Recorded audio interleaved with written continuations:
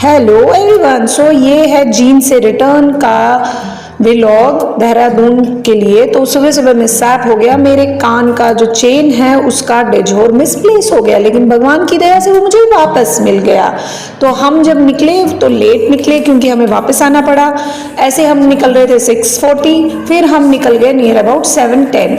जो हमारी बस थी सफीदों तक की वो चली गई थी। फिर हमने पानीपत की बस ली। पानीपत की बस में भी लोगों ने किटन्स को देखा और उन्होंने आपस में गॉसिप किया कि देखिए इन लोगों ने किटन्स ली है, लेकिन किटन्स को तो लेना ही था घर वापस।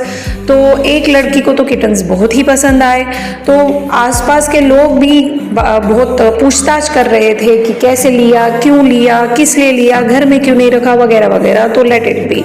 सो हमने तो उनकी 4 टिकट्स ली थी, मतलब एक किटन की 2 टिकट्स। और दैट टू, आप जब भी अपने किसी भी पेट को एक स्टेट से दूसरे स्टेट ले तो आपको डॉक्टर से परमिशन लेके जाना पड़ता है, सर्टिफिकेट। सो फिर हम जैसे तैसे पानीपत पहुंच ही गए और वहाँ पे हमने एंजॉय की सुबह की पहली चाय। वेटिंग रूम में ले गए माऊ सिम्बा को क्योंकि सिम्बा भागने की तैयारी में था। हाँ जी। और माऊ सिम्बा ने बहुत खेली खेली की बस स्टैंड पे। तो फिर हमने पानीपत से ली 11:10 की बस टू सीधा देहरादून, अदरवाइज बहुत लंबा पड़ता है।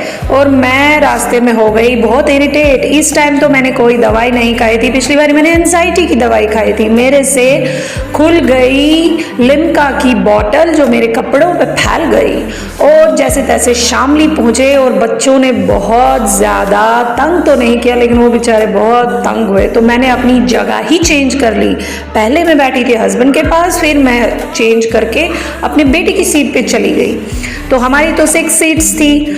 सो हम बैठे कंफर्टेबली, लेकिन बच्चे हो रहे थे परेशान। और फिर रुद्र ने भी ट्राई किया कि बच्चों को समहाउ काम डाउन करे। रास्ता बढ़ता ही जा रहा था। ये जो बस थी ये भिवानी से आ रही थी पानीपत, फिर इसने पानीपत से पिकअप किया और हमें देहरादून छोड़ा। लेकिन बस वाले भैया को पता नहीं क्या अपने पे आया, तो उन्होंने हमें किसी गांव से लिया और जहां हमें पहुंचना चाहिए था 2:30 बजे वहां हम पहुंचे 4:30। और जैसे थक हार के हम घर पहुंचे। अगर गाड़ी होती अपनी तो शायद उससे पहले ही पहुंचे होते, लेकिन किस्मत में गाड़ी लिखी नहीं है इस साल। शायद नेक्स्ट ईयर हमें मिल जाए गाड़ी। प्रार्थना कीजिए कि हमें गाड़ी मिल ही जाए। और जैसे तैसे हम पहुंच गए अपने रेंटेड हाउस में देहरादून में, और बच्चों ने ली सांस चैन की। देखिए सिम्बा लौट गया।